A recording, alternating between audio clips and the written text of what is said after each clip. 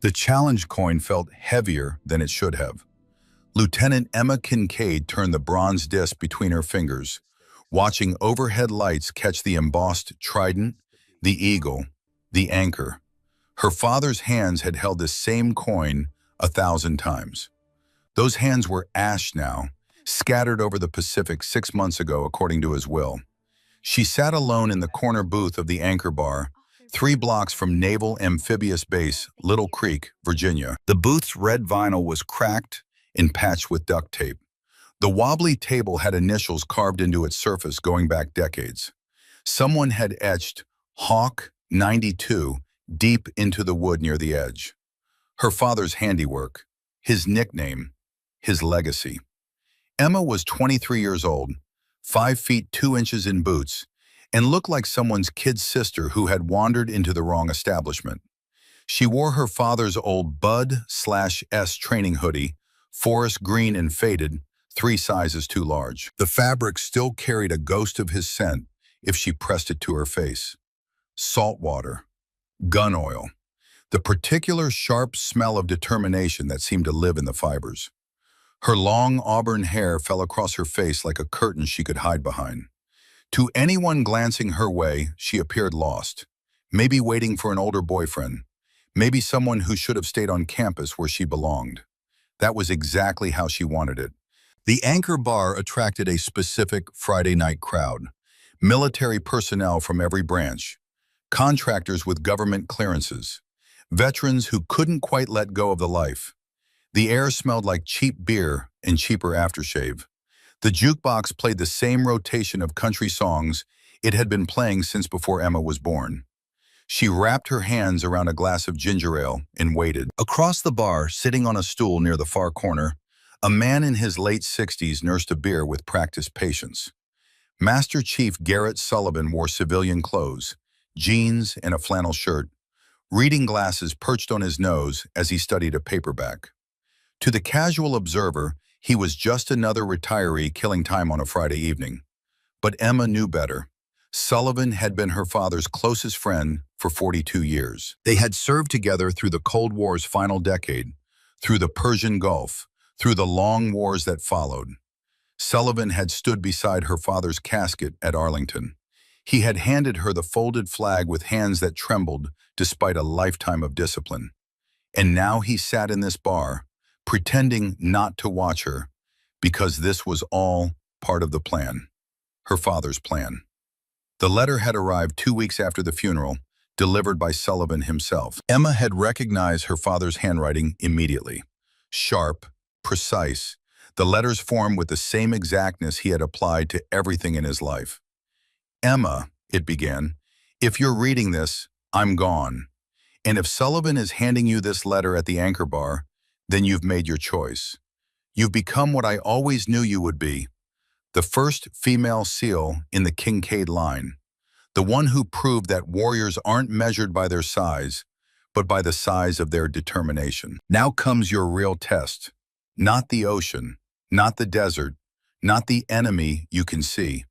The test is the enemy you can't see until it's standing right in front of you, wearing the face of an ally. Prejudice, assumption, the kind of blind certainty that gets good people killed. 32 years ago, I sat in the same booth where you're sitting now. I was 39 years old. I had just returned from the Gulf.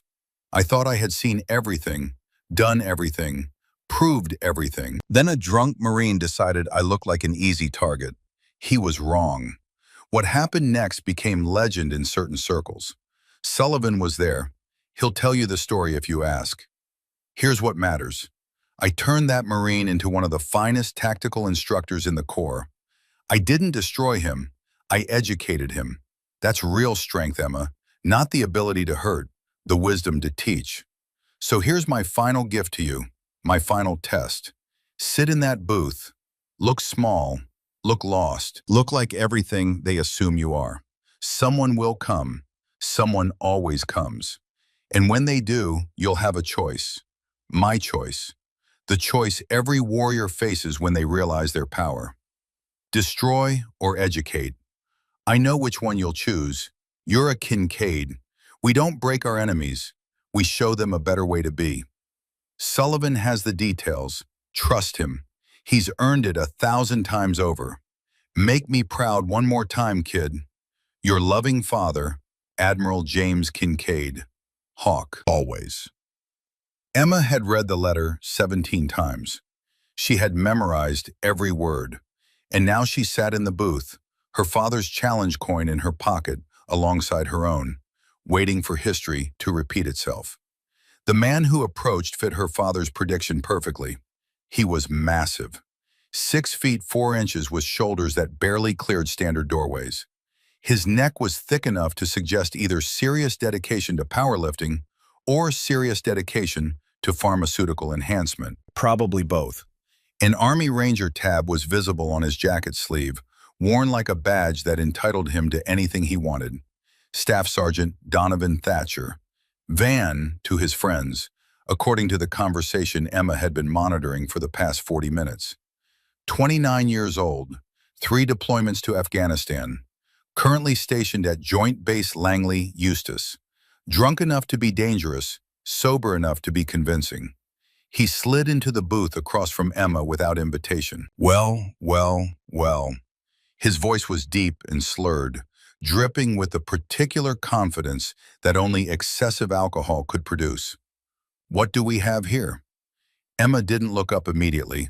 She had learned this technique in intelligence training. Let them think they're in control. Let them commit to the role they've chosen. Give them rope. Hey, Van leaned forward. I'm talking to you, sweetheart. Emma finally raised her eyes. Can I help you? Now that's more like it. Van flashed what he probably thought was a charming smile. I've been watching you sit here all alone, and I thought to myself, that's just criminal. Pretty little thing like you shouldn't be by herself on a Friday night. I'm fine, thank you. Come on, don't be like that. Van's breath carried whiskey fumes, sharp and sour. Let me buy you a real drink. Whatever that is you're sipping looks like something my grandmother would order. It's ginger ale. I don't drink. You don't drink? Van laughed like she had told the funniest joke he'd ever heard. What are you, 12? Come on, one shot won't kill you. Live a little. Emma's voice remained perfectly level. I said no thank you. Something shifted in Van's expression. The playful charm evaporated, replaced by something harder, colder. He wasn't used to rejection, and he definitely wasn't used to rejection from someone who looked like she should be taking notes in a lecture hall rather than sitting in a military bar. What's your problem? His voice dropped lower. You think you're too good for me or something? I don't have a problem. I'm just not interested. Not interested. Van repeated the words like they were a foreign language he couldn't translate. Behind him, Emma could see his friends gathering. Sergeant First Class Burke Mackenzie, a rangy man with a scar across his left eyebrow. Staff Sergeant Wyatt Callahan, broad-shouldered and grinning. Private First Class Trent Russo, young enough to still have acne scars, nervous enough to keep glancing toward the exit. They were watching with the hungry anticipation of men who sensed entertainment coming. Hey, Van, Burke called out. She playing hard to get? Van didn't take his eyes off Emma. Yeah, seems like little princess here thinks she's something special. I never said that. Emma kept her voice calm, though every nerve in her body had begun to hum with the particular awareness that had kept her alive in situations far more dangerous than this. I said I'm not interested. Those are 2 different things. Sounds the same to me. Then you should work on your listening comprehension. The words hung in the air between them. Van's face flushed red, and Emma knew she had made a mistake. She had let her mouth get ahead of her judgment. It was a problem she had struggled with since childhood, this inability to simply accept disrespect in silence. But it was also part of the plan. Her father had known she would provoke them. He had counted on it. What did you just say to me? I think you heard me. Van's hand shot across the table and grabbed Emma's wrist. His grip was crushing, designed to hurt, designed to establish dominance. His fingers dug into her skin with enough force to leave marks that would last for days. Emma felt the bones in her wrist grind together. She could have prevented the grab. She had seen it coming from 3 seconds away, telegraphed in the tightening of his shoulders, the shift of his weight. But preventing it wasn't the plan. Experiencing it was. Listen here, you little. Let go of my arm. Or what? Van squeezed harder, and Emma felt cartilage compress. What exactly are you going to do about it? The bar had gone quiet. Conversations died mid-sentence as people turned to watch the confrontation unfolding in the corner booth. Some pulled out phones. Others simply stared with the morbid curiosity of bystanders who sensed violence approaching. Emma looked at Van's hand on her wrist, then up at his face. Her expression hadn't changed. Her breathing hadn't quickened. If anything, she seemed almost bored. You have 3 seconds to let go. Van laughed. 3 seconds? Then what? 2 seconds. You're going to count down at me? That's adorable. Hey, boys, he called out to his friends without looking away from Emma. This little girl thinks she's tough, says she's going to do something if I don't let go. The Rangers hooted and hollered, enjoying the show. 1 second. And what happens at 0, princess? You going to cry? Call your daddy? Maybe. Time's up. Emma moved so fast that later witnesses would struggle to describe exactly what happened. One moment, Van was holding her wrist with crushing force. The next moment, he was clutching his hand against his chest, gasping in pain, his index and middle fingers bent at angles that fingers were never meant to bend. The technique was called a figure 4 wrist lock with digit manipulation. Emma's father had taught it to her when she was 16. She had practiced it 10,000 times since then. She knew exactly how much pressure to apply, exactly which angle would cause maximum pain with minimum permanent damage. Van stared at his damaged hand in disbelief. What the? You broke my fingers! Dislocated. Emma slid out of the booth and stood. At 5'2", she barely came up to Van's chest, but something in her posture had changed. The shy college girl was gone. In her place stood someone else entirely. There's a difference. A break would be permanent. This is just educational. You crazy, Van swung with his good hand. It was a haymaker, telegraphed from a mile away, powered by rage rather than technique. Emma watched it come like she was watching a slow-motion replay. She had all the time in the world to analyze the trajectory, calculate the force, determine the optimal response. She chose not to dodge. The slap connected with her face like a thunderclap. Her head snapped to the side, and she stumbled backward into the booth, catching herself against the worn vinyl. Blood immediately began pooling at the corner of her mouth, where her lip had split against her teeth.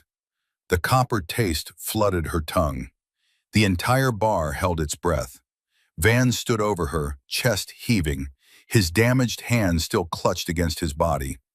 That's what you get. That's what happens when you don't know your place, you little... Emma straightened slowly. She touched her fingertips to her bleeding lip, examined the crimson like a scientist studying a particularly interesting specimen. The blood was bright red, arterial, dripping down her chin to spot the collar of her father's hoodie. Then she looked up at Van with an expression that made him take an involuntary step backward. She was smiling. Thank you, Emma whispered. I needed that. What? I said thank you. Emma wiped the blood from her mouth with the back of her hand, leaving a red smear across her skin. You've given me exactly what I needed. Van's confusion was written across his face in capital letters. This wasn't how it was supposed to go. She was supposed to cry. She was supposed to cower. She was supposed to prove every assumption he had ever made about women and weakness and the natural order of things. Instead, she was thanking him. You're insane, he said, but his voice had lost its earlier conviction.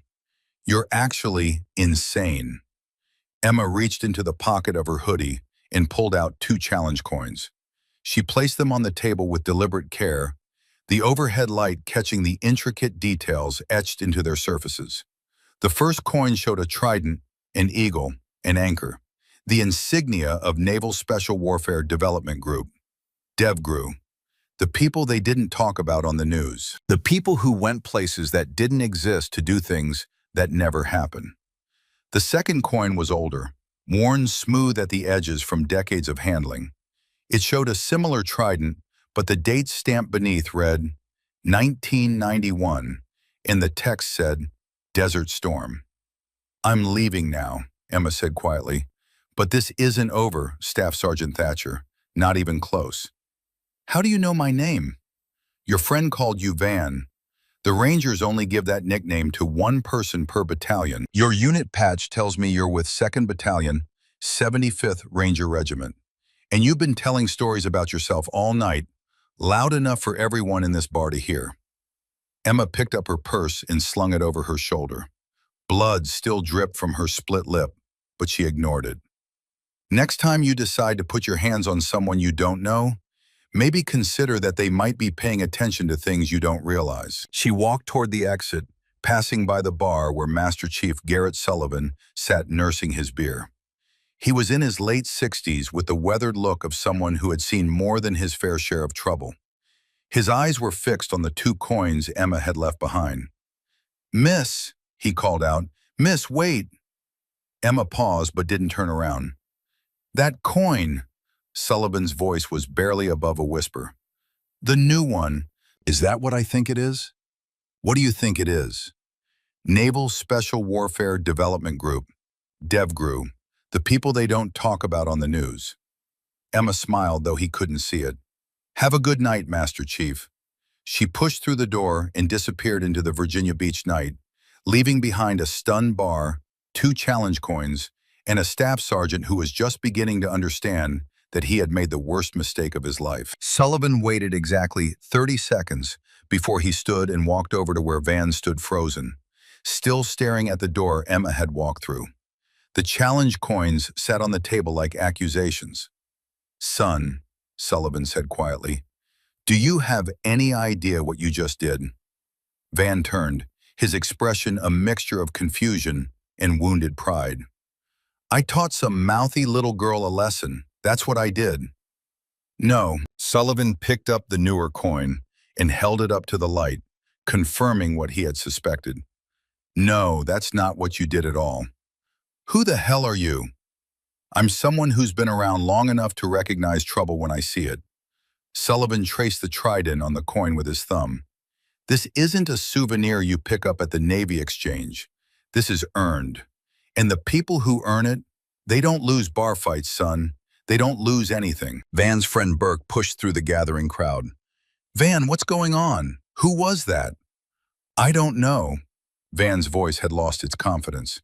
"Some crazy woman who—" "She's not crazy." Sullivan set the coin back on the table. "She's DevGRU, Tier 1. The people who go places that don't exist to do things that never happened." He looked at Van with something that might have been pity. "And you just slapped her in the face in front of 40 witnesses." The color drained from Van's face.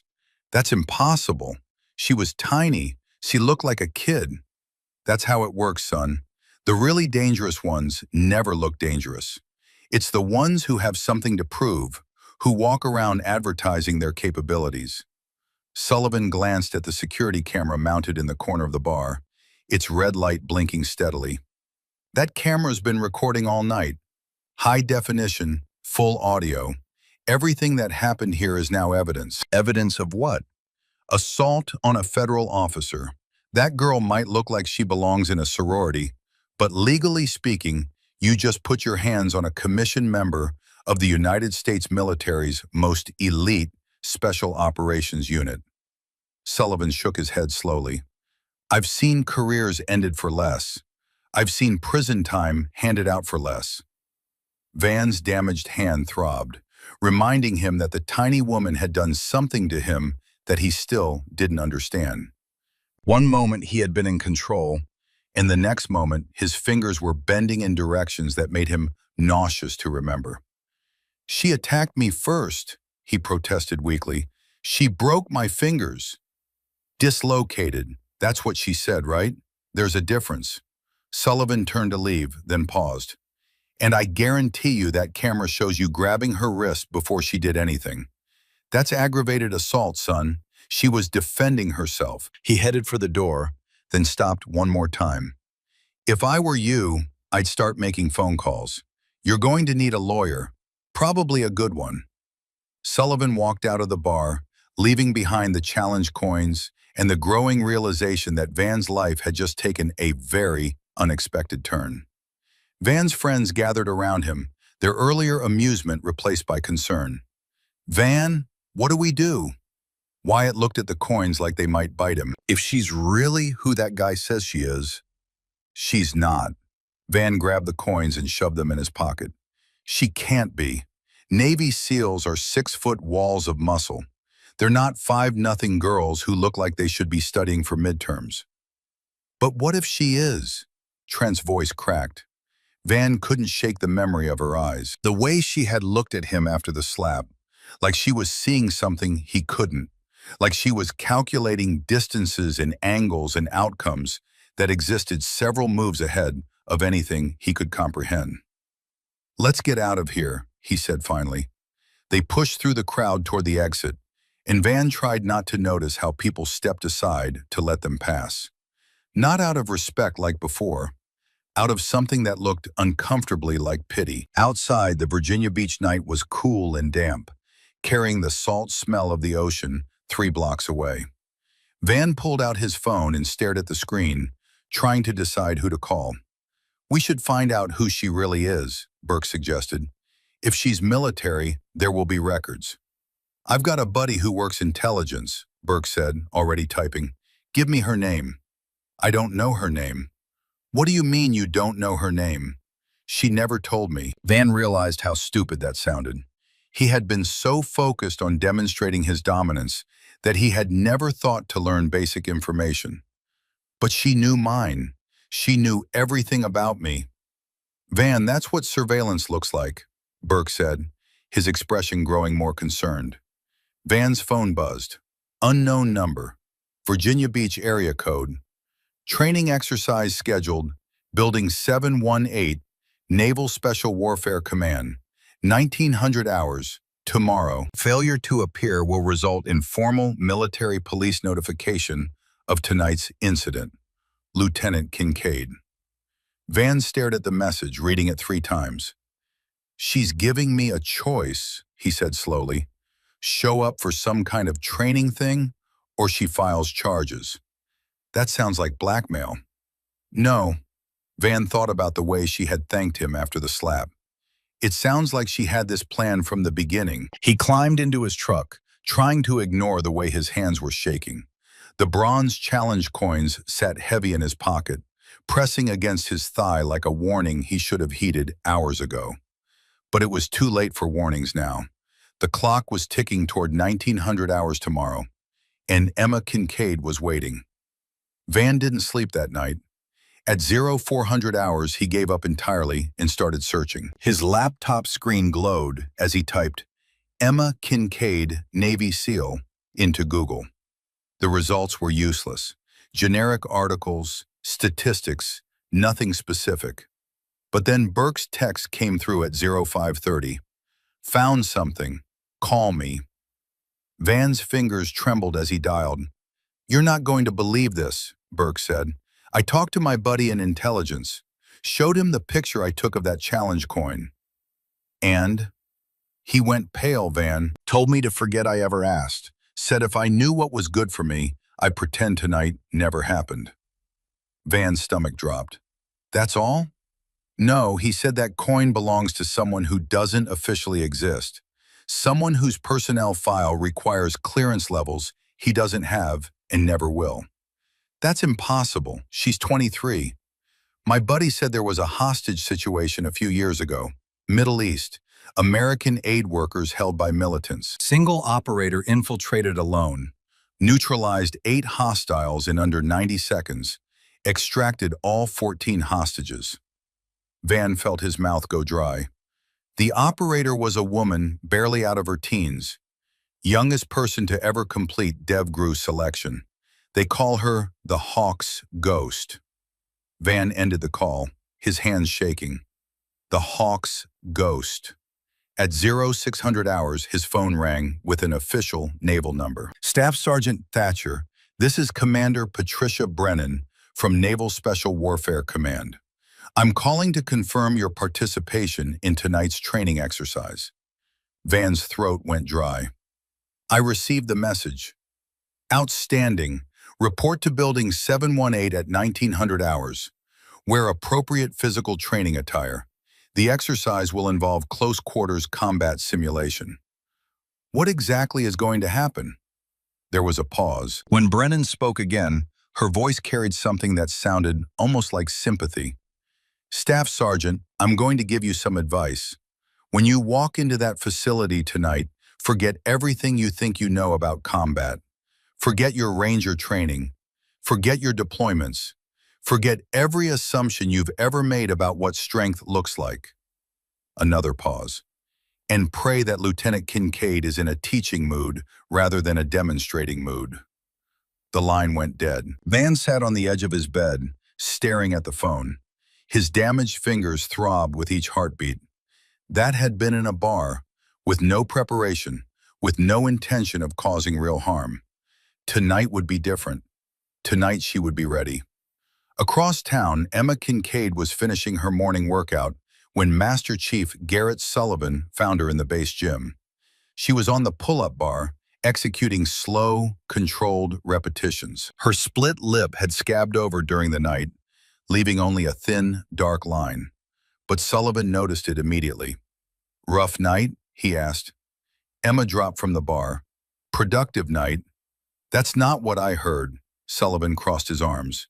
Half the command already knows what happened at the anchor bar. Good.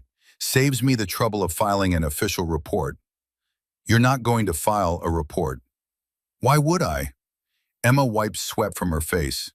I have something better planned. Sullivan studied her. He had been her father's closest friend since before Emma was born.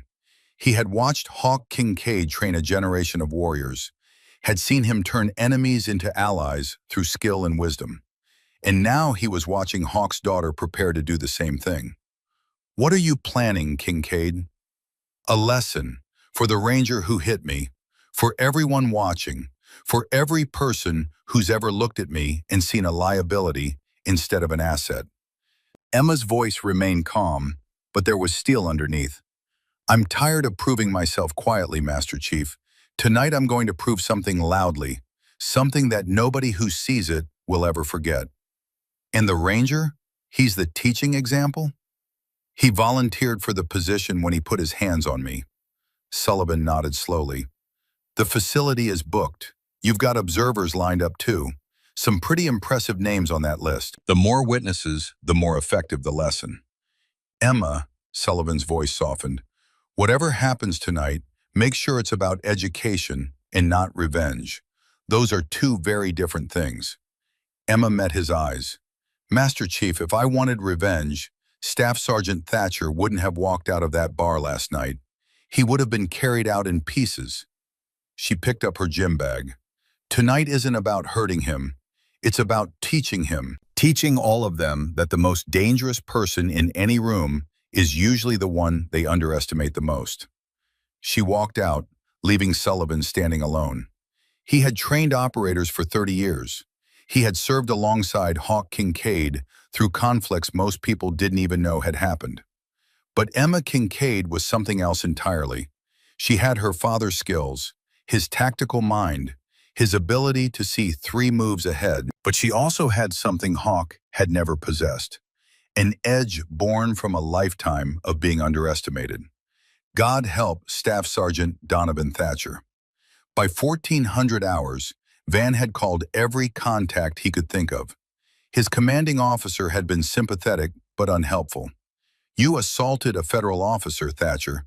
Be grateful she's offering you an alternative. His JAG contact had been blunt. The video clearly shows you initiating contact. Her response could be argued as self-defense. Your slap is textbook assault. If she files charges, you're looking at minimum reduction in rank, maximum brig time. His ranger buddy, who had completed joint training with SEALs, had been terrified. DevGru, dude? These aren't regular SEALs. These are the operators who killed bin Laden. If one of them has targeted you for a training exercise, you should seriously consider desertion. By 1600 hours, Van had assembled his backup team. Burke had agreed to participate despite his reservations. Someone needs to watch your back. Wyatt had volunteered because he didn't believe the stories. One woman against 4 Rangers? We'll show these Navy boys what Army looks like. Trent had been voluntold by his commanding officer. Consider this a learning opportunity. At 1800 hours, they loaded into Van's truck and drove toward Naval Special Warfare Command. The base seemed different at night. Security checkpoints scrutinized credentials with suspicious intensity. Armed guards watched their vehicle like it contained potential threats. "Something's different," Burke muttered. "Something's wrong." "It's just nerves," Van said, but his voice lacked conviction. Building 718 loomed at the end of a long access road, a concrete structure with no windows and no external markings. The kind of building that existed on official maps, but was never discussed in official conversations. Van parked and sat for a moment, staring at the entrance. "Last chance to back out," Burke offered. "No," Van opened his door. "I'm not running from a fight, and I'm definitely not running from a girl half my size." They walked toward the entrance as a group.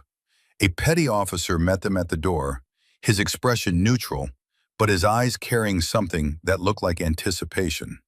"Staff Sergeant Thatcher, I'm Petty Officer Declan Reynolds. I'll be handling logistics for tonight's exercise." "Where is she?" "Lieutenant Kincaid is completing her preparations. You'll be briefed in the staging area." Reynolds checked his tablet. "Your teammates have all signed the standard liability waivers." "Liability waivers?" "Standard procedure for combat simulation exercises. Covers minor injuries sustained during training activities." Van hadn't read anything. He had been too busy panicking. "Just show us where to go."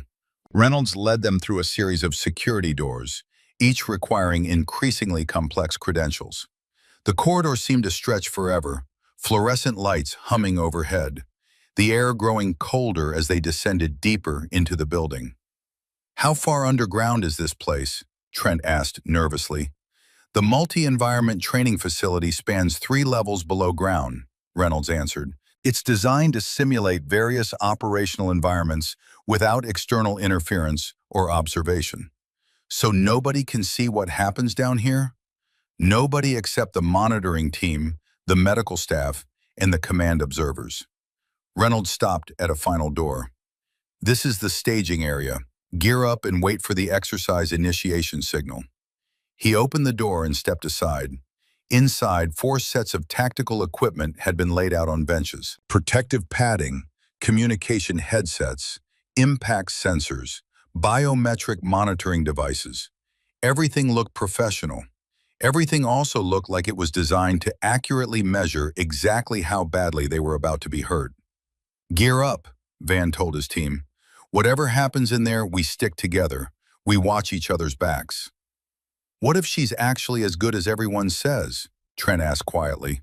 "She's not. She can't be." Van started strapping on his equipment. "She's 5'2". She weighs maybe 115 pounds. I don't care how much training someone has. Physics doesn't stop applying." "Physics?" Wyatt laughed, but there was no humor in it. "Yeah, physics is definitely on our side."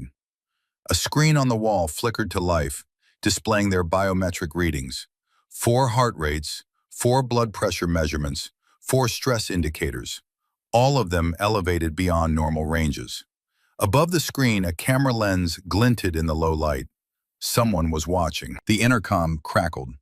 "Exercise initiation in 15 minutes." Van finished securing his gear and looked at his team. They looked back with expressions ranging from nervous to terrified. "Remember," he said, "she's just one person. We have the numbers. We have the training. We have the size advantage." But even as he spoke, Van couldn't shake the feeling that none of those things were going to matter.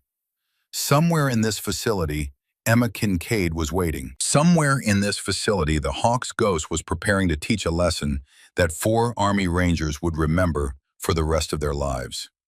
3 floors above, in an observation deck Van didn't know existed, Commander Patricia Brennan watched the biometric feeds with growing interest. Beside her, 7 senior officers had gathered to witness what promised to be an extraordinary demonstration of capability. Kincaid's heart rate is 52 beats per minute, Lieutenant Commander Douglas Hart observed. She's actually more relaxed now than she was during this morning's briefing. That's because she's entering operational mode, Brennan replied. For her, this isn't stressful. This is what she was trained to do. And the Rangers? Hart checked the primary displays. Heart rates averaging 140, elevated cortisol, classic pre-combat stress responses. They're already losing, someone muttered, and they don't even know it yet. The main display showed Emma completing her final equipment check. She moved with fluid efficiency, her expression calm, focused, almost serene. She looked like someone about to teach a class. She looked like exactly what she was. The most dangerous person in the building, preparing to demonstrate why appearances meant absolutely nothing when skill was absolute. On one wall of the observation deck hung a series of photographs. Historical images documenting the evolution of naval special warfare training from the 1960s through the present day. One photograph in particular drew the eye. It showed a training class from 1992, 32 years ago. In the center of the front row stood a man in his late 30s, lean and hard-eyed, wearing the expression of someone who had seen combat and emerged stronger for it. The nameplate beneath the photo read, Lieutenant Commander James Kincaid, Hawk. Next to that photograph hung another image from the same year, the same facility, the same training room they would be using tonight. Hawk Kincaid stood in tactical gear, his hand extended toward a Marine who knelt on the ground in obvious pain. The caption read, Tactical Demonstration, Building 718, November 1992. Master Chief Garrett Sullivan stood beside that second photograph, his hand resting on the frame. He had been there that night. He had watched Hawk Kincaid turn a drunk, prejudiced Marine into one of the finest tactical instructors the Corps had ever produced. Not through destruction, through education. And now, 32 years later, he was about to watch Hawk's daughter do the same thing. She has her father's gift, Sullivan said quietly. The ability to see what someone can become, not just what they are. Her father was a legend, Brennan replied. The question is whether she can live up to that legacy. She's not trying to live up to it, Commander. She's trying to honor it. There's a difference. The intercom crackled again. 5 minutes to exercise initiation. Emma's voice came through the communication system, clear and professional. Control, this is Kincaid. All systems operational, ready to begin. In the staging area, 3 floors below, Van heard her voice and felt something cold settle in his stomach. She sounded bored. She sounded like someone who had already won. And somewhere in the back of his mind, a voice whispered a warning he should have heeded 24 hours ago. The most dangerous opponent is the one who controls the battlefield before the first shot is fired. Emma Kincaid had been controlling this battlefield since the moment Van decided she looked like an easy target. He just hadn't realized it until now. 2 minutes to exercise initiation. Van closed his eyes and tried to steady his breathing. It didn't work. His heart rate climbed to 160 beats per minute. And in the observation deck, Commander Brennan smiled grimly. It's beginning, she said. The lights died without warning. One moment Van could see his teammates. The next moment he was standing in absolute darkness, his heart slamming against his ribs. Stay calm, he hissed into the comm system. Night vision now. 4 sets of goggles activated simultaneously, transforming the blackness into an eerie green landscape. The training facility stretched before them like a maze designed by someone who understood fear at a molecular level. Corridors branched in multiple directions. Obstacles created shadows within shadows. And somewhere in that labyrinth, Emma Kincaid was waiting. "Control, this is Alpha Team," Van said. "We have visual. Proceeding to primary objective." Reynolds' voice came through their headsets with infuriating calm. "Acknowledged, Alpha Team. Your objective is to retrieve the intelligence package located in the central chamber. Opposition forces active. Exercise clock is running." "Opposition force," Burke muttered. "That's a fancy way of saying one tiny woman who's going to try to murder us." "Stay focused." Van started moving forward. "Callahan, you're on point. Russo, cover our six. Mackenzie, stay close to me." They advanced through the first corridor in textbook fashion, each man covering his assigned sector, each footstep placed with deliberate care. Their breathing was too loud in the enclosed space. Their heartbeats were even louder. "I don't like this," Trent whispered from the rear. "It's too quiet." "That's because she hasn't engaged yet," Wyatt said. "She's probably watching us right now." In the observation deck, Commander Brennan leaned forward as Emma's position indicator moved on the tactical display. She had been motionless for the first 3 minutes, allowing Van's team to advance deep into the facility. Now she was circling behind them with the patient precision of a predator selecting its first target. "She's going for Russo," Hart observed. "The youngest, the most nervous. She's isolating the weak link." Brennan nodded. "Classic tactics. Remove the most vulnerable target first, then use that disappearance to destabilize the rest of the team." Sullivan stood at the back of the observation deck, arms crossed, watching with an expression that mixed pride and concern.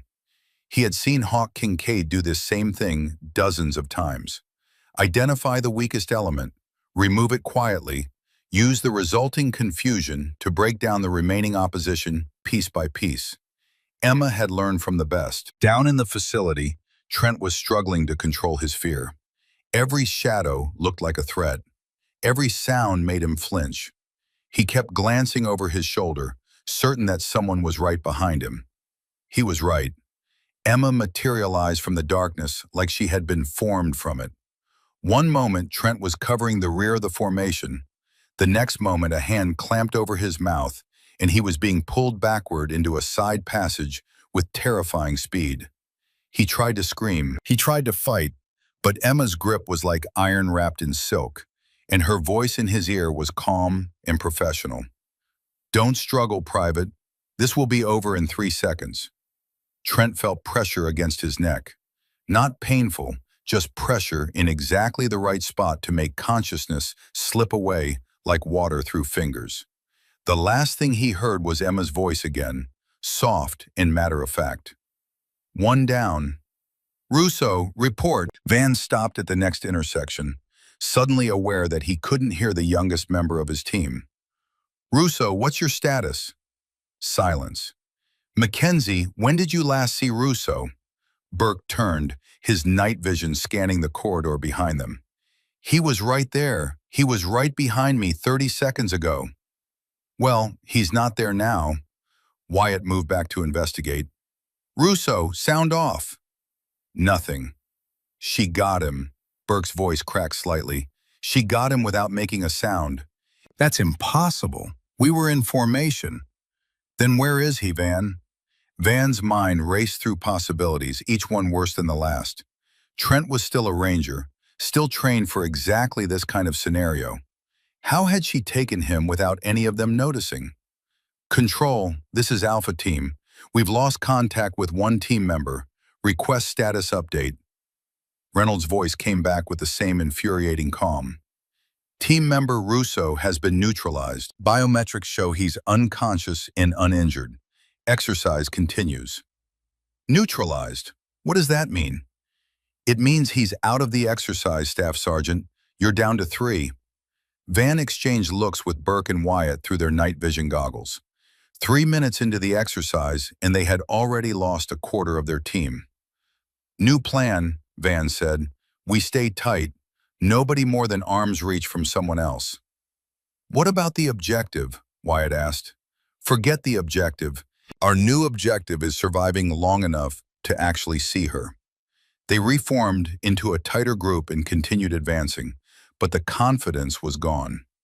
Every step felt like walking deeper into a trap. Wyatt was next. He had been Army for 11 years, 2 combat deployments to Afghanistan, 1 to Iraq. Ranger qualified, Airborne qualified, Air Assault qualified. He had survived firefights that killed better men. None of that prepared him for Emma Kincaid. She came from above.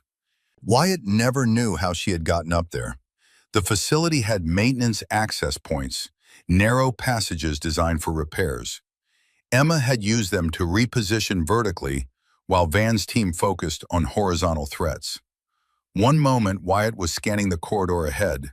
The next moment, something hit him from directly overhead, driving him to the ground with precise, controlled force. His weapon went flying. His night vision goggles were knocked askew. "Don't fight it, Sergeant," Emma whispered. "This is a lesson, not a punishment." Wyatt tried to grab her, tried to use his superior size and strength, but she had positioned herself perfectly, using leverage and anatomy to neutralize every physical advantage he possessed. His vision started to blur. His arms stopped responding. Then darkness. Van heard Wyatt hit the ground and spun toward the sound, weapon raised. He saw nothing. "Callahan!" Burke was already moving toward the sound. "Callahan, respond!" "Don't!" Van grabbed Burke's arm. "Don't separate, that's what she wants." She just took Callahan. "And if you go after him alone, you'll be next." Van pulled Burke back. "Stay with me." "Control, we've lost Callahan." Van's voice was barely controlled now. "Request immediate extraction." "Negative, Alpha Team. Exercise continues until completion or voluntary surrender." "Surrender?" Burke's laugh was high and desperate. "We're surrendering to a woman half our size?" "We're not surrendering to anyone." Van's grip tightened on his weapon. "She has to show herself eventually. You said she couldn't take Russo without us noticing. You said we'd see her coming for Callahan." Burke's weapon trembled. "Everything you've said has been wrong." Van didn't have an answer. The seconds stretched into minutes. Every shadow seemed to move. Every sound seemed to signal approaching danger. The waiting was worse than any combat Van had ever experienced. Then Emma's voice echoed through the facility, calm and clear, and somehow coming from everywhere at once. "Staff Sergeant Thatcher, I think it's time we talked." Van spun toward the sound, weapon raised. "Show yourself." "Why would I do that? You still have weapons. You still think you have a chance." "We do have a chance." "Is that what you see?" Emma's voice carried a note of amusement. "Let me offer a different perspective. Your team started with 4 trained rangers, combined combat experience of over 20 years. Every tactical advantage you could ask for." She paused. "And in 8 minutes I've reduced you to 2 terrified men hiding in a corner. Too scared to advance. Too scared to retreat. Waiting for me to decide when the lesson ends." Burke's breathing had become rapid and shallow. "She's trying to get in our heads." "Is it working?" Emma asked pleasantly. "No." "Then why is your heart rate at 182, Sergeant Mackenzie? Why have your hands been shaking for the last 4 minutes?" Burke looked down at his hands. They were shaking exactly as Emma had described. "How do you know my name?" "I know everything about you, Sergeant. I've been watching you all night, learning your patterns, understanding your weaknesses." A pause. "I did the same thing at the bar last night. Did you notice?" "No, you were too busy assuming you had nothing to worry about." "Show yourself." "If you insist." Emma stepped into view at the end of the corridor. She was alone, unarmed, standing in the open with no cover, no concealment. In the green glow of their night vision, she looked impossibly small, impossibly vulnerable. Van's finger found the trigger. "Don't move." "I'm not going to move, Staff Sergeant. I'm going to stand here and give you exactly what you wanted." Emma's voice remained calm. "You have weapons. I don't. You have a teammate. I'm alone. You have clear lines of fire. She spread her arms. This is your chance. Take it. Burke's weapon steadied. She's right there. We can end this. Wait. Something was wrong. Van could feel it. This is too easy. Too easy? Van, she's giving herself to us. No. Van lowered his weapon slightly. She's not giving herself to us. She's testing us. Emma smiled. The same smile she had given him after he slapped her. Very good, Staff Sergeant. You're learning. Learning what? That the moment you thought you had control was the moment you lost everything. Emma took a step forward. You could have shot me just now. The impact sensors would have registered hits. The exercise would have ended. So why didn't we? Because somewhere in your mind, you understood the truth. If I'm standing in the open with no protection, it's because I've already calculated every possible outcome. Another step forward. It's because this was never a fight. It was a lesson. And the lesson isn't over yet. Van raised his weapon again. Stay back. Or what? You'll shoot me? We've already established you had your chance. Emma continued walking forward with the unhurried pace of someone who had all the time in the world. Your hesitation tells me everything. You're not soldiers right now. You're students.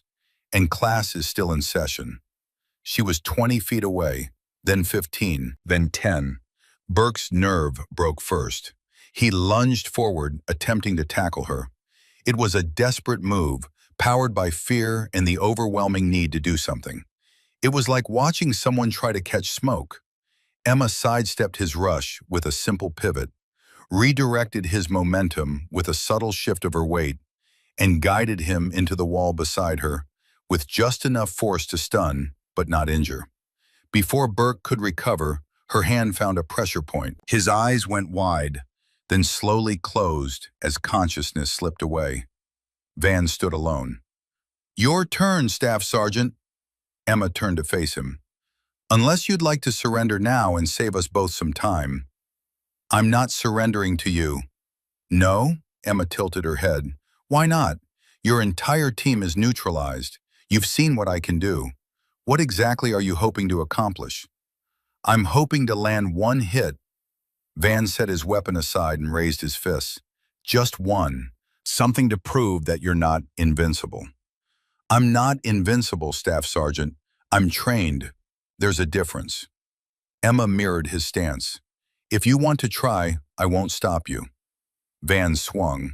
It was a good punch, technically sound, properly executed. He put his full weight behind it. Emma wasn't there when it arrived. She had moved.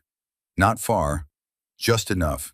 Just the precise distance needed to make his fist pass through empty air while positioning herself for a response. Her counter wasn't a punch or a kick. It was something simpler, a joint manipulation applied to his extended arm that sent white-hot pains screaming through his shoulder and dropped him to his knees. That's one, Emma said calmly. Would you like to try again? Van tried to rise, tried to swing with his other hand. Emma responded to each attempt with the same precise efficiency. A pressure point here, a leverage technique there. Nothing that would cause permanent damage. Everything designed to educate rather than destroy. Within 60 seconds, Van was on the ground, unable to move, staring up at the woman who had dismantled 4 Army Rangers like they were children playing soldier. The exercise is over, Emma announced to the monitoring systems. All opposition force members neutralized. No permanent injuries, no excessive force. Then she crouched beside Van, close enough that he could see the faint scar on her lip where he had slapped her the night before. Do you understand now, Staff Sergeant? Do you understand what you actually slapped in that bar? Van's voice came out as barely a whisper. What are you? I'm a lieutenant in the United States Navy. I'm a graduate of the most demanding military training program on Earth. I'm someone who has done things in service to this country that you will never know about and could never understand. Emma's voice remained calm, almost gentle. And I'm the woman you thought was an easy target because I was small and quiet and didn't fight back immediately. Why didn't you fight back? I mean, last night. Because last night I had a choice. I could have responded with immediate violence. I could have hurt you badly enough that you would have spent months in a hospital. Emma stood. Instead, I chose this, a controlled environment, documented proceedings, a lesson that would be remembered not just by you, but by everyone who witnessed it. A lesson about what? Emma looked down at him with an expression that carried no anger, no resentment, only the calm authority of someone who had proven a point beyond any possible dispute. A lesson about underestimating people, Staff Sergeant. A lesson about assumptions. A lesson about the difference between appearance and capability. She offered him her hand. Class is dismissed, but I expect you to remember what you learned here today. Van stared at her hand for a long moment. Then slowly, he reached up and let her help him to his feet. Van's legs wouldn't stop shaking. He stood in the facility's debrief room, surrounded by his teammates who had regained consciousness one by one, each wearing the same expression of stunned disbelief. Trent kept touching his neck. Wyatt stared at the wall. Burke hadn't spoken a single word since waking up, and Emma Kincaid sat across the conference table from them, completely composed. Her uniform showed no signs of the physical activity that had systematically dismantled 4 trained Army Rangers in under 15 minutes. Let's begin with basic outcomes, Commander Brennan announced from the head of the table. All participants completed the exercise without permanent injury. All training objectives were achieved within established safety parameters.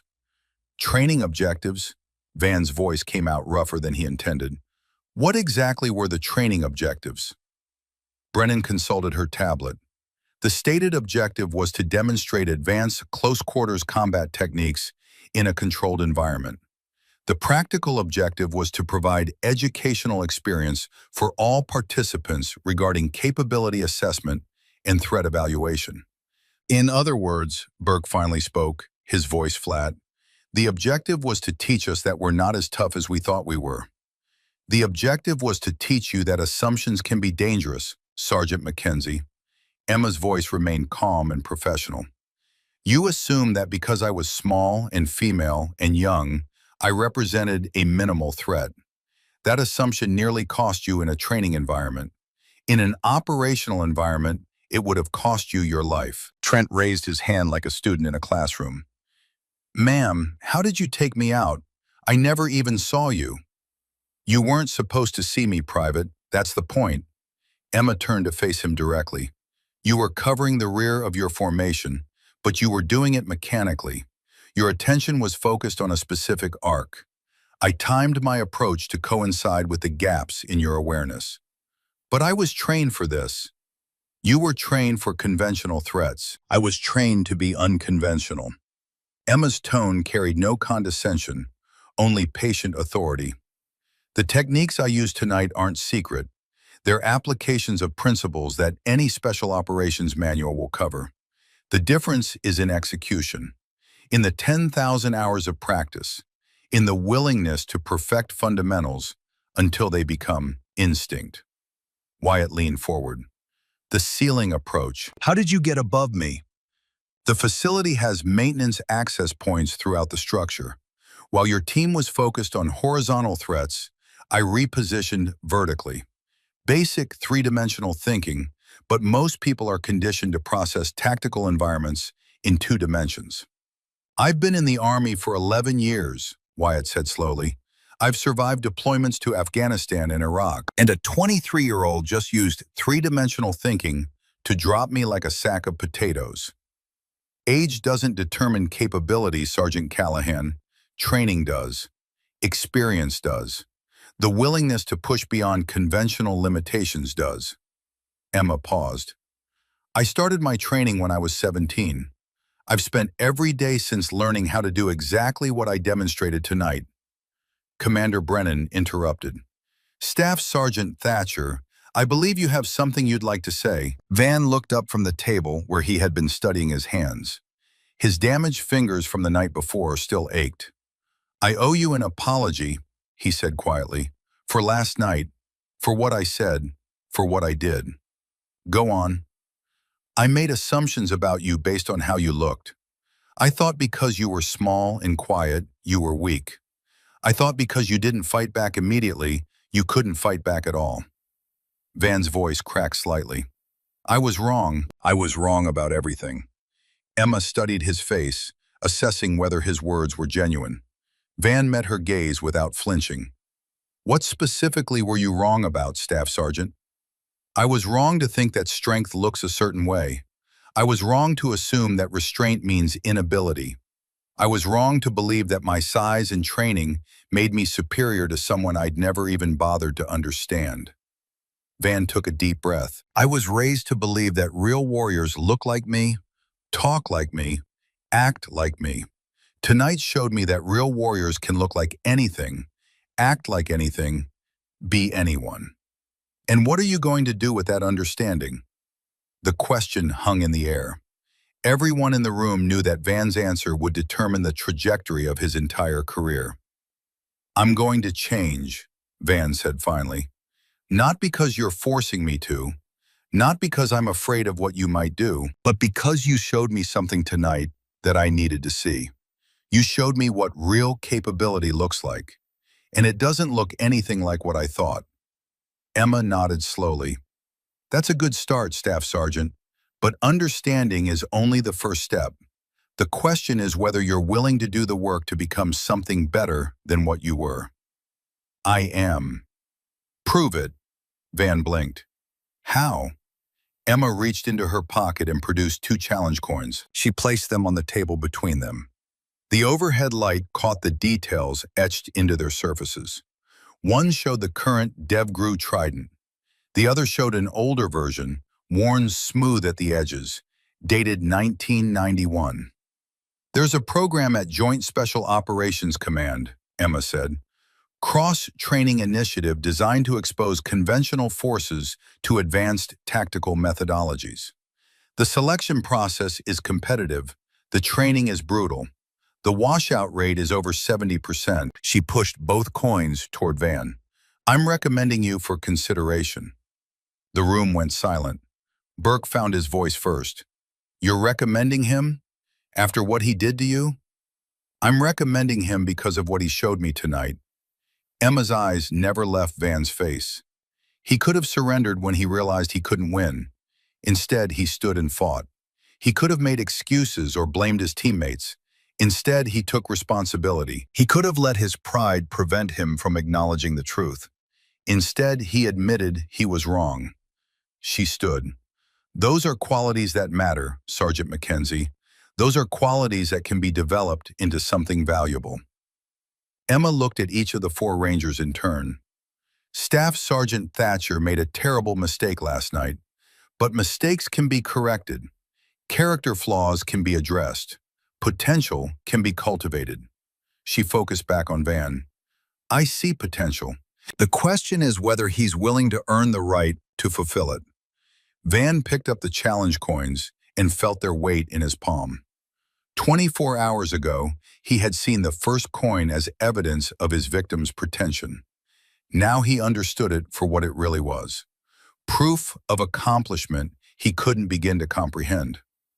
Why? He asked quietly. Why would you help me after everything I did? Emma's answer cut through the room like a blade. Because hurting you would have been easy. Teaching you is harder. And I've never been interested in doing things the easy way. The formal debrief concluded 30 minutes later. Commander Brennan dismissed the participants with instructions to report for follow-up medical evaluation in the morning. But she asked Emma to remain behind. When the door closed and they were alone, Brennan set down her tablet and studied the young woman who had just delivered one of the most impressive tactical demonstrations she had ever witnessed.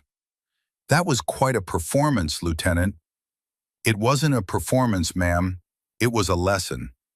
The distinction being? A performance is about entertainment. A lesson is about education. Emma remained at attention. Everything that happened tonight was designed to teach specific principles. The observers learned what DevGru capabilities look like in practice. The participants learned what happens when you underestimate an opponent.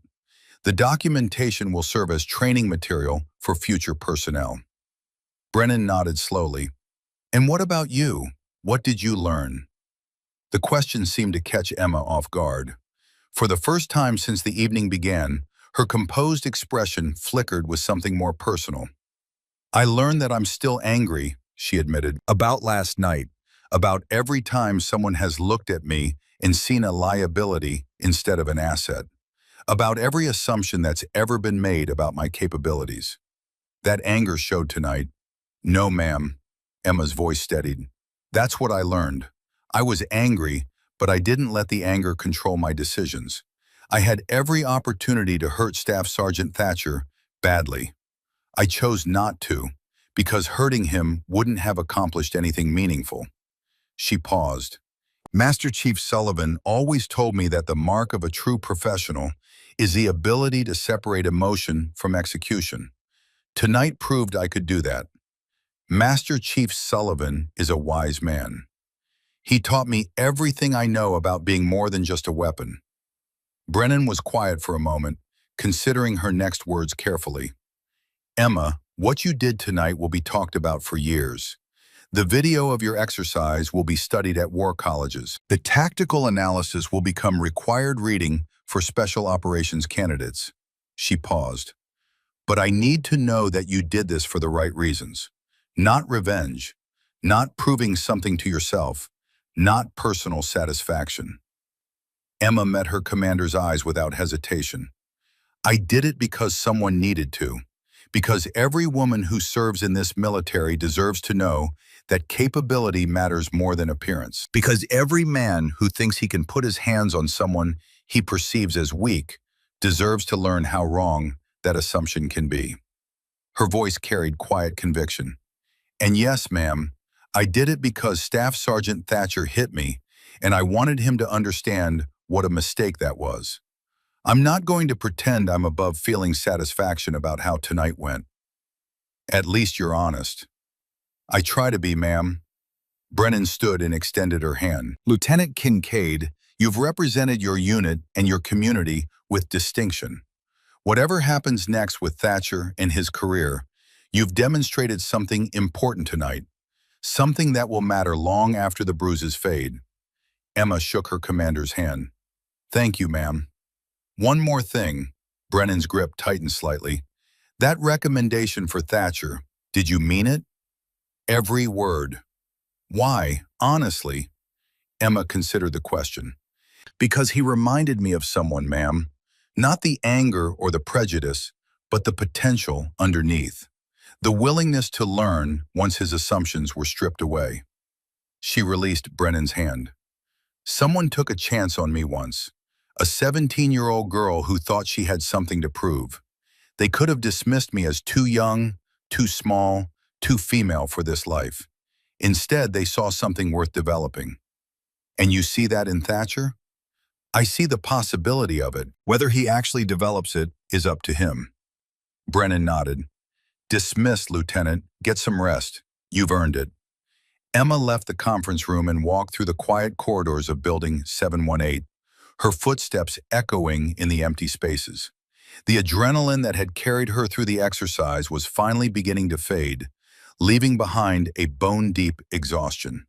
She found Van waiting outside the main entrance, alone in the Virginia Beach night. Lieutenant Kincaid, he straightened when he saw her approach. I thought you'd already left. I had a debrief with Commander Brennan. Emma stopped a few feet away from him. What are you still doing here? I wanted to say something without the audience. Go ahead. Van took a deep breath. In the facility, you said you had a choice. Last night at the bar, you said you could have hurt me badly enough to put me in a hospital. That's correct. But you didn't, even though I deserved it. Even though nobody would have blamed you. Van's voice was raw. Why? Why choose the harder path when the easier one would have been completely justified? Emma was quiet for a moment, considering how to answer. The question cut to the heart of everything she believed about power and responsibility. When I was 19, she said finally, I was part of a rescue operation in the Middle East. 14 American aid workers held by a militant cell. The details are classified, but I can tell you that I did things during that mission that I'll never be able to talk about. Things that were necessary, but not something I'm proud of. What does that have to do with last night? Everything. Emma's voice softened. When you're trained the way I was trained, you develop capabilities that most people can't imagine. You learn how to hurt people, how to kill people, how to do things that would give normal people nightmares. She paused. But the training also teaches you something else. It teaches you that just because you can do something doesn't mean you should. It teaches you that the measure of a warrior isn't how much damage they can inflict, but how much control they have over their own power. Van listened in silence. Last night when you slapped me, every instinct I developed through years of training screamed at me to respond with immediate violence, to demonstrate exactly how badly you had miscalculated. Emma met his eyes. I didn't do that because my training also includes knowing when violence is necessary and when it isn't. You weren't a terrorist threatening innocent lives. You were a drunk with an ego problem. Responding to you with the same force I'd use against an actual enemy would have made me no better than you were in that moment. So you chose this instead, the training exercise, the lesson. I chose to channel my anger into something productive, something that would actually teach rather than simply punish. Emma paused. And yes, Staff Sergeant, I'd be lying if I said there wasn't satisfaction in watching you realize how wrong you were. But satisfaction wasn't the point. Education was. Van was quiet for a long moment.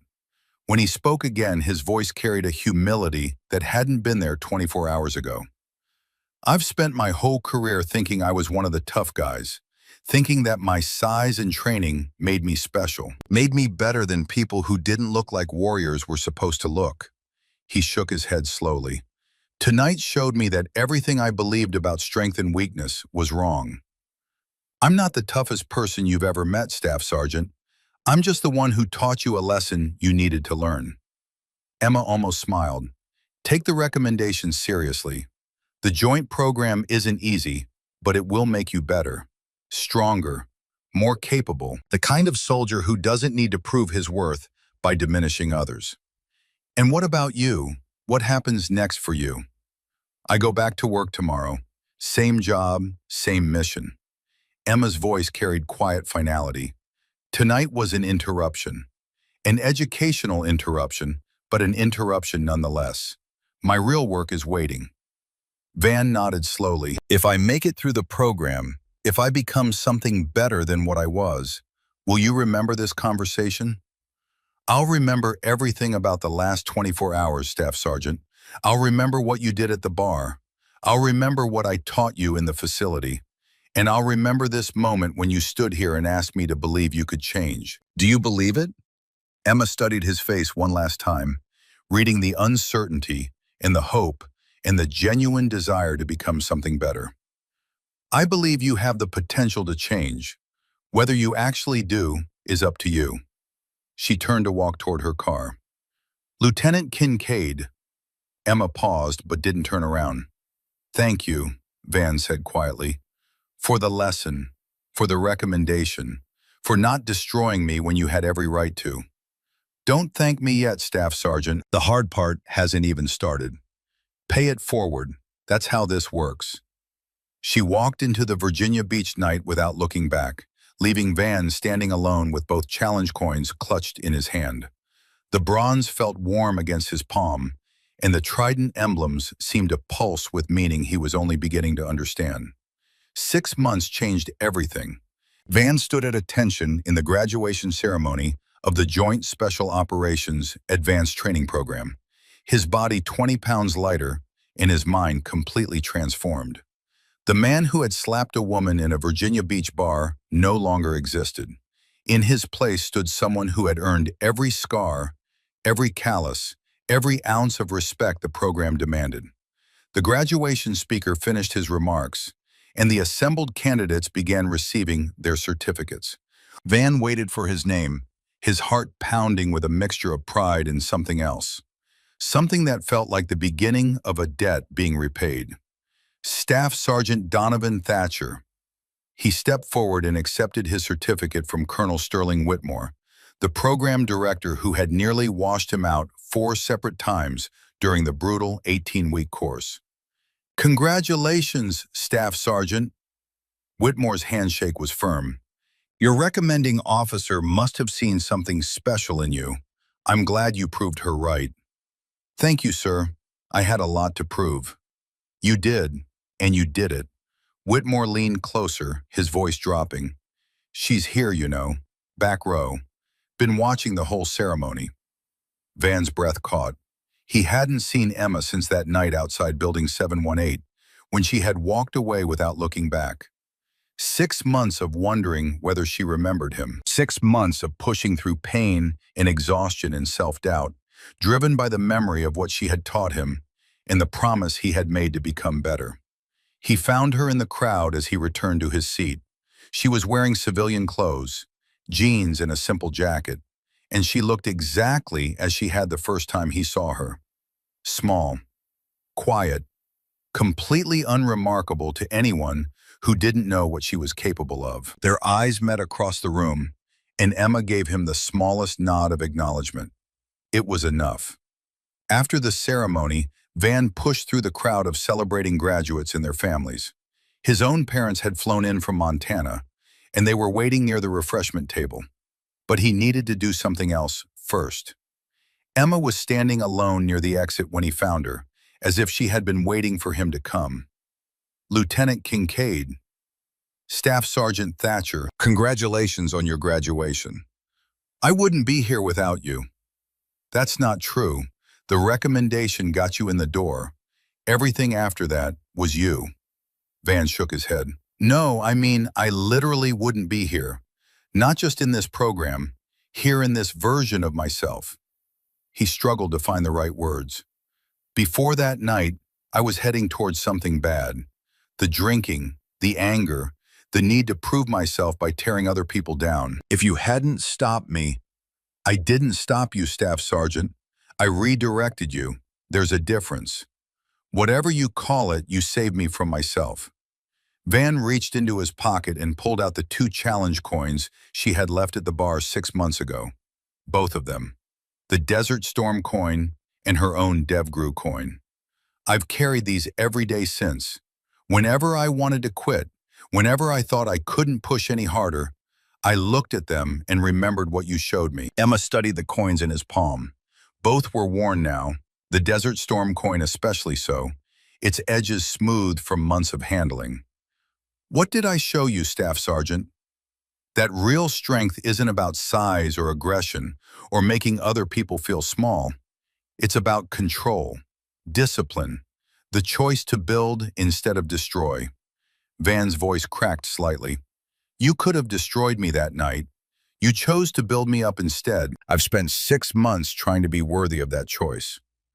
Emma was quiet for a long moment. When she spoke, her voice carried something that sounded almost like pride. "You've changed completely. Not just your body. Your eyes are different. The way you carry yourself." She tilted her head, assessing him with the same professional attention she had given him in the training facility. "You're not the same man who grabbed my wrist in that bar." "No, ma'am, I'm not." "Good." Emma reached out and closed his fingers around the challenge coins. "Keep them. You've earned the right to carry them now." "I haven't earned anything. Not compared to what you've accomplished." "Earning isn't about comparison, Staff Sergeant. It's about growth. 6 months ago, you were someone I had to teach a lesson. Today, you're someone I'd be proud to serve alongside." Emma smiled, the first genuine smile he had ever seen from her. "That's not nothing. That's everything." Van felt his eyes stinging and blinked rapidly. Rangers didn't cry. But Rangers also didn't get second chances from people they had wronged. "What happens now?" he asked. "For you, I mean, what's next?" "Same as always. The work continues. New missions, new challenges." Emma glanced toward the door. "There's always someone who needs to learn what you learned. I just hope most of them figure it out without requiring a training facility demonstration. If they don't, you'll be there to teach them." "That's the job, Staff Sergeant." Emma extended her hand. Take care of yourself and take care of the people under your command. Show them that strength comes in forms they might not expect. Van shook her hand, holding on for just a moment longer than necessary. Thank you, Lieutenant Kincaid, for everything. She released his hand and walked out the door without looking back, just like she had 6 months ago, just like she probably always would. Van watched her go, the challenge coins warm in his palm, and felt something shift in his chest. Not closure exactly, more like the beginning of a new chapter. He had spent his whole life believing that warriors looked a certain way, talked a certain way, acted a certain way.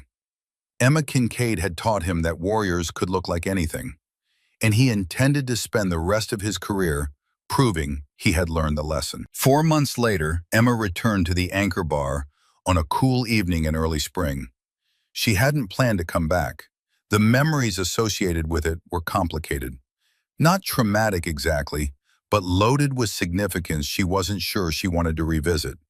But her car seemed to have other ideas, and before she fully processed what she was doing, she was parking in the same lot where Van had waited for her almost a year ago. The bar hadn't changed, same neon signs, same worn leather seats, same jukebox playing the same rotation of country songs. Tommy, the bartender, was still behind the counter, his weathered face creasing into a smile when he saw her walk through the door.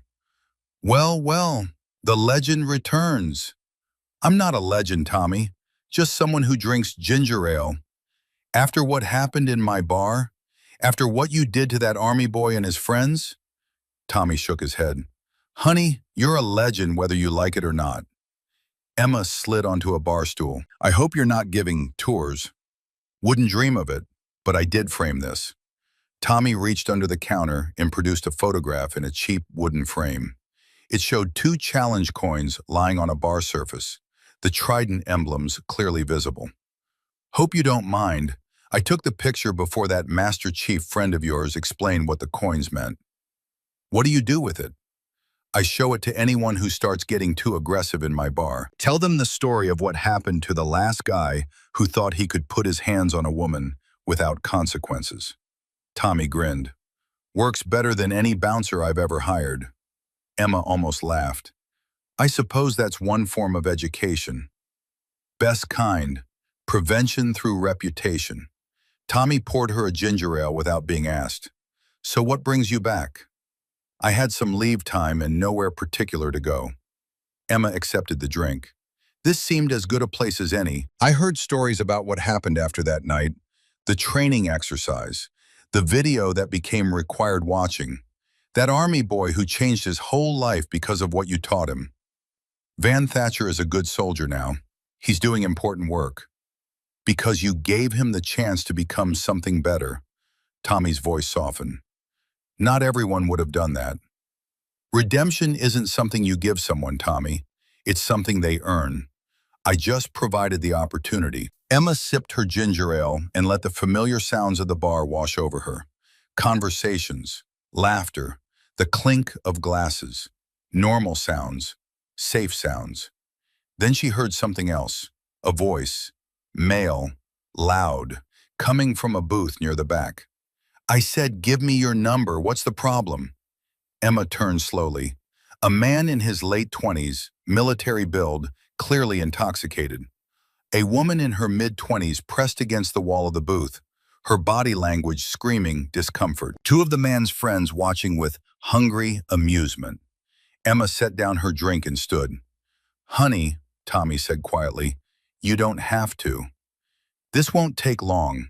She walked toward the booth, not aggressive, not threatening, just purposeful. The man didn't notice her approach until she was standing directly beside his table. When he looked up, his expression shifted from annoyed to dismissive. Another small woman, another obstacle that didn't matter. Mind your own business, he said. She clearly wants you to leave her alone. The man stood, using his height to intimidate. It didn't work. You need to walk away, little girl. Emma's voice was quiet. The last man who tried to intimidate a woman in this bar is still telling people about what happened to him. The man hesitated, something in her posture making every instinct tell him to be careful. "What are you, some kind of cop?" "Something like that." Emma stepped closer. "Here's what's going to happen. You're going to apologize to this young woman. Then you're going to pay your tab and leave." "Or what?" "Or I'll demonstrate what happens to people who ignore polite requests. And trust me, you don't want that demonstration."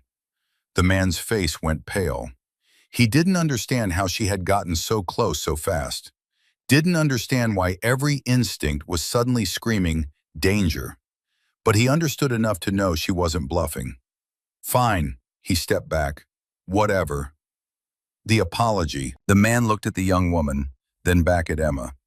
Whatever he saw in her eyes convinced him that arguing wasn't worth it. "Sorry," he muttered.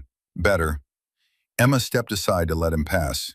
"Don't come back until you've learned how to treat people with respect." The man and his friends filed out, leaving behind half-finished drinks. The young woman sat frozen. Emma slid into the seat across from her. "Are you okay?" Yes, thank you. I didn't know what to do." They never do until someone makes them. Emma signaled to Tommy for water. "Do you have someone you can call?" "My roommate, she's close." "Call her. Wait here until she arrives." Emma set the water in front of her. "And next time someone doesn't respect your boundaries, don't be afraid to make a scene. Your safety is more important than their feelings." "How did you do that?" Emma considered the question. "I've spent my life learning to make violence unnecessary. When someone understands their behavior will have consequences they can't handle, most of them choose to stop. And the ones who don't? Then they learn the hard way." The young woman's eyes widened. "That was you. The story Tommy tells." Emma stood. "Your roommate should be here soon. Take care of yourself." She walked back to the bar where Tommy was waiting. "That never gets old," he said. "Watching you work." "It's not work, Tommy. It's just life." Emma accepted the drink. "There will always be people who think they can take what they want from others. And there will always be people who stop them." Emma finished her drink and set money on the bar. Then she picked up her challenge coin and walked toward the door. "You coming back?" Tommy called after her. Emma paused at the threshold, the booth where Van had grabbed her wrist, the spot where she had left her coins, the place where a slap had become a lesson, and a lesson had become a legacy. "Probably not," she said. "I've got work to do." "Then give 'em hell, Lieutenant." Emma smiled. "I always do." She walked out into the Virginia Beach night. Somewhere across the country, Van was teaching a class about respect. Somewhere across the world, operators were studying her techniques. But Emma wasn't thinking about any of that. She was thinking about the next mission, the next challenge, the next person who needed to learn that strength came in forms the world didn't expect. Emma Kincaid walked into the darkness, and the darkness made room. Some truths, after all, were eternal.